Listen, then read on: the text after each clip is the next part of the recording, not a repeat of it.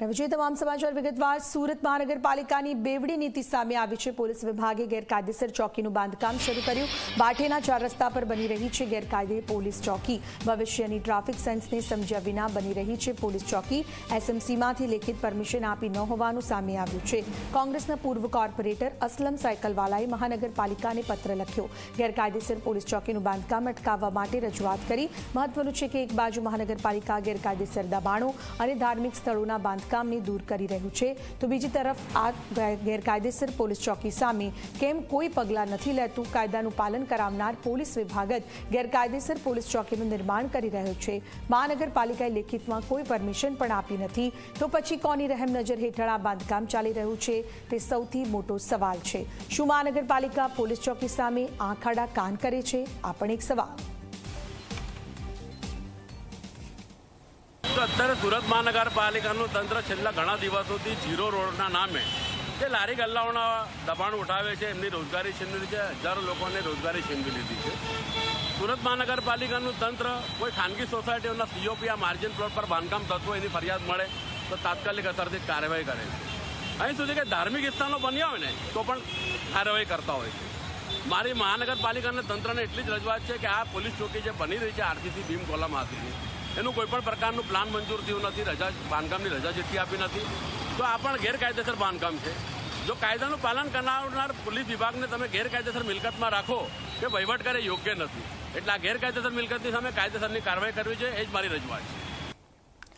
સુરતમાં સિટી બસની હડતાલથી મુસાફરો પરેશાન। સુરત શહેરમાં આજે પણ 50% બસ ડ્રાઈવર હડતાલ પર। 50% બસ ડ્રાઈવરોએ બસ ચલાવવાનું શરૂ કર્યું। નવા કાયદાના વિરોધમાં 2 દિવસથી ડ્રાઈવરો હડતાલ પર છે। ગઈકાલે મેયરે પણ ડ્રાઈવરોને કામ પર પરત ફરવા માટે કહ્યું હતું। આજે પણ 50% બસ ડ્રાઈવરો હડતાલ પર છે। 50% બસ ડ્રાઈવરોએ બસ ચલાવવાનું શરૂ કર્યું છે। સરકાર દ્વારા જે રીતે બસ ચાલકો વિરુદ્ધ નવો કાયદો અમલમાં લાવ્યા છે, ત્યારબાદ સુરત શહેરમાં છેલ્લા 3 દિવસથી સિટી બસ અને બીઆરટીએસ બસના જે ચાલકો છે તે હડતાલ પર ઉતર્યા હતા, જેને કારણે જે મુસાફરો છે તે મુસાફરોને ભારે હાલાકીનો સામનો કરવો પડ્યો હતો।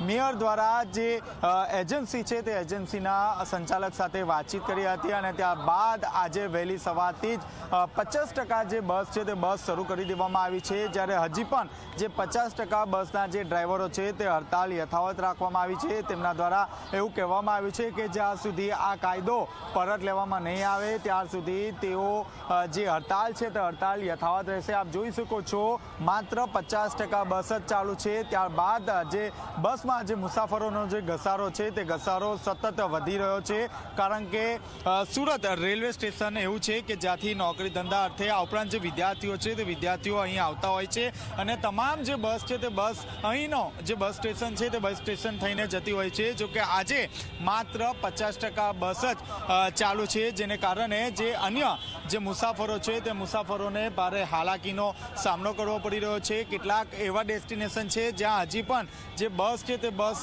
શરૂ કરવામાં નથી આવી, જેને કારણે કેટલાક જે મુસાફરો છે તે મુસાફરો રિક્ષામાં બેસીને મુસાફરી કરવાનો વારો આવી રહ્યો છે। હાલ તો જે રિક્ષા છે તે રિક્ષા ચાલકો અહીં બેફામ રીતે જે ભાડું છે તે ભાડું વસૂલી રહ્યા છે, કારણ કે કેટલાક ડેસ્ટિનેશન પર હજી પણ જે બસ છે તે બસ દોડાવવામાં નથી આવી।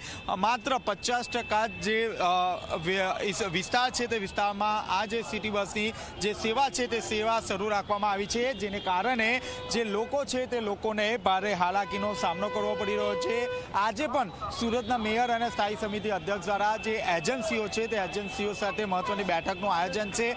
જે અન્ય 50% બસના જે ડ્રાઈવરો હડતાલ પર ઉતર્યા છે તેને મનાવવા માટે તમામ પ્રકારના પ્રયાસો કરવામાં આવશે। કેમેરામેન વિજય બેસાણે સાથે ચેતન પટેલ, ઝી મીડિયા, સુરત।